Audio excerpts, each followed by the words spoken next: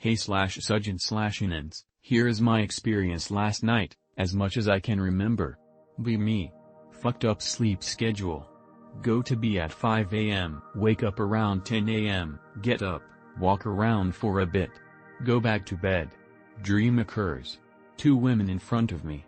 The main girl standing directly in front of me.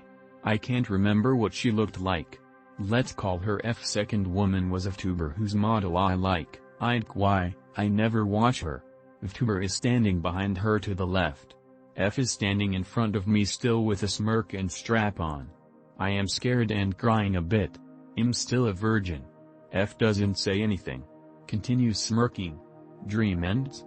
Wake up at 3 p.m. This is all I can remember in my dream and I have no idea what any of this mean. Although I was scared in the dream, thinking about it makes me horny. Is it possible that a succubus came to me last night? What do you humans think? Some background info. I've always shown interest in succubi. I regularly browse through /Sujin/threads, since I am a fan of the art and concept. I only posted maybe 3 or 4 times here. I read halfway through Libra Lilith maybe a year ago out of curiosity. I also began playing the succubus game last night out of curiosity.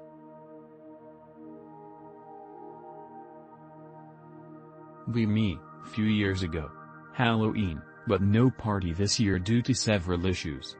Friend calls me, tells me there's a group of teen metalheads in the forest, getting shit-faced, listening to black metal and doing wannabe pagan shit. Just like we used to do a few years ago, good times. We decide for shits and giggles to dress up, go up there and bum some beers. We do. He hasn't changed his style from back then, so he looks Vikingish. Still, I wear wandering clothes, a wide-brimmed hat, eye patch and bring a long-ass, Gandalfish walking stick. Basically Odin, Votan cosplay. Teen me would have either loved it or died from cringe. Anyway, we go up there, bum beer, it's fun as hell. We obviously talk shit about us being Votan and Donner and take everything they brought for the gods. Goddamn, we used to do that, too. The cringe is unbearable. Talk normally most of the time, but also go cryptic and roleplay-ish for the joke. Evening ends, we say our thanks and walk home. It's quite a long way for me, short for my mate. Say my goodbye to him, too, then keep walking my stretch of the way. Car stops by, huge Range Rover. Guy asks me if I want a ride home. I'm drunk and built enough to not worry about being killed, raped, so why not? Get in.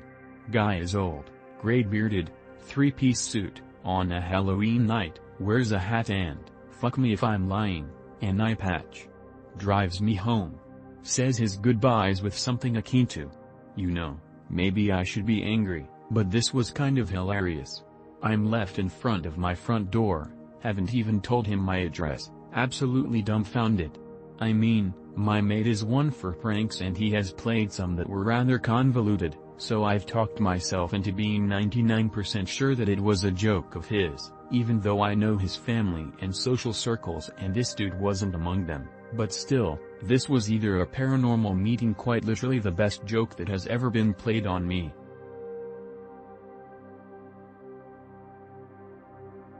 Nothing. Anon. That's what's greater than any god ever imagined.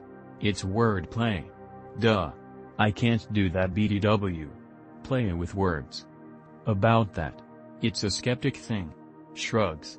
Well, since I don't know what you really mean, I'm going to guess what you mean, and tell you about the first time I became aware I had more than one inner monologue in my own head. Be me. Get sent to detention in high school. Get bored and try and stop time with your mind. Stare at close really hard, seriously giving it everything you got. Nothing happens. Try harder. Even less happens. Try different definitions of stopping time, like willing to settle for just slowing it down a bit. Still fail. Resort to trying to test if your inner monologue has anything to do with it. Count out seconds in my own head using my inner monologue to try and keep up with the second hands on the clock of the room I was indentation in. Can't seem to keep a steady rhythm. Focus really hard on timing my own inner monologue as perfectly as possible to how the second hand of the uncalibrated clock on the wall of my school was ticking. Fail. Out of nowhere a second inner monologue pops up in the back of my head and starts making fun of the first. First inner monologue doesn't like being made fun of but can't help but agree with all the insults come at them from their own mind. Second hand ticks while I'm focused on it and paying attention to more than one inner monologue in my own brain as interaction with each other. Can't help but notice inner monologue number 2 is saying things at the same rate as number 1 but is saying way more in the same amount of time. And can't help but think that's weird. Since technically, it should be impossible to think faster than time. Unless I had some kind of real-life superpower nobody else knew about. Including Mark Twain, who mentioned how time can pass differently when putting your hand on a stove or sitting next to a crush. So not a superpower. After all, just mundane mental gymnastics. I've got a couple stories from my childhood I'd like to tell. I'm a long-time lurker, occasional poster, but I haven't told these before. Me, about 17. Tired of my mom bitching about the garbage so I go to take it out. Put my jacket on, it's cold out even though it's pretty early fall. Screen door slams behind me while I heave the bag down the stairs to the trash cans. I have to cross the driveway to get to the other side of the house where the cans are left, and there's only minimal light from the street lamps between the stairs and the side of the house. Hear rustling in the woods not far from me. Dismiss this as wildlife noises. Lift the can lid, toss the bag in. Rustling gets loud, louder than any animal wandering around nearby, more like something coming running out. I turn around and look, see something I can't quite pinpoint. It was about the height of a medium-sized dog, and really resembles one closely. It's covered in short brown fur, on all fours, but it has no tail at all, and its head is fucking weird. It's the shape of an isosceles triangle, like someone sketched the outline of a dog's head and was getting ready to erase it to add details. No eyes, no ears, no mouth. Just a triangle, a little larger than a normal dog's head, completely covered in the same brown fur and featureless. Promptly WTF at this. It's about 20 feet off, and wandering slowly. I can tell it just came barreling out from the brush and is looking for something. No hostile vibes, no vibes at all really. If I wasn't looking right at it I wouldn't have even registered that anything was nearby. Slowly turned to head back into the house. Not killed by looking away, so that's cool. This was the first time I saw this thing, and I'd seen it more since, but it's a good place to start. I'll post more shortly. Next story. Me. Around 10 a.m. in the winter. Be in bed having a dream about Bigfoot. As Bigfoot starts to roar, I feel the bed depressed next to me like someone's sitting there. Then someone puts their arm around me, like holding me. I wake up, look. No one's there. Drift back to sleep. Same thing happens again. Bed depresses. Someone puts their arm around me. Wake up again. Look. No one's there. Jump the fuck out of bed and freak out. Me, 15. Watching cartoons in mom's room while she's preparing dinner. Laying down on bed. Feels Goodman.jpg. Looks slightly down towards the floor. Small furniture footstool below me by a few inches. See what looks like a small, balding head slowly rising behind footstool and then stops. Almost looks like a balding monkey head. No one else in the house except me and mom. For some reason, not scared. Wav. Before smacking, it disappears. Apparition never appears again. Goes back to watching Ed, Edd n Eddy. Pic related, realized what I saw after dinner. I feel like a lot of people manifested corona, or at least its effects on them. I have a similar story, but from before I knew Loa. Me. Depressed. Shitty job, college dropout. Weak, skinny to the point my friends say I look sick.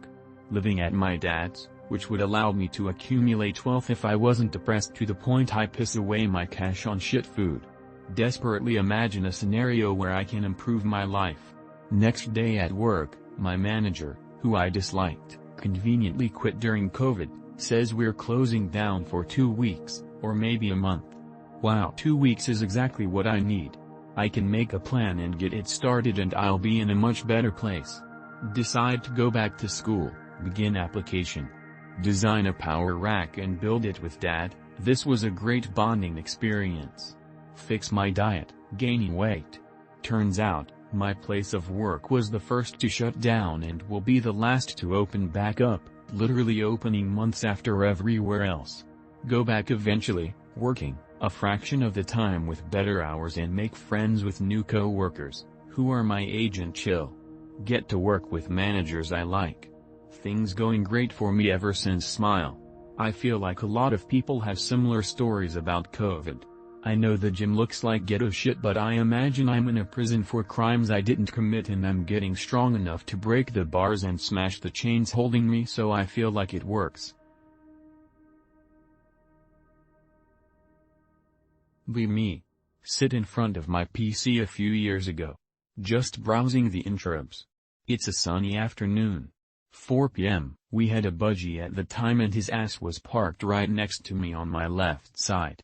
Suddenly a woman's voice whispers into my right ear. Hi. Looked over my shoulder. No one's there. Looked at my budgie. Dude is freaking the fuck out right about now. Budgie got the big eyes and breathing heavily. I was like WTF, but I kept browsing the intros. LMAO. Next story, probably the earliest one I remember. Be me. 3 or 4 years old. Mom tucks me in. Try to sleep. After a few minutes a glowing ball of white light hovers in front of the window. Then comes through the solid glass and kinda hovers in my room. Next day, tell my parents about it. I'm thinking it's some sort of new toy that another kid used to fly into my bedroom. Fascinated by toys at the time. Parents tell me I was dreaming. Never believed them.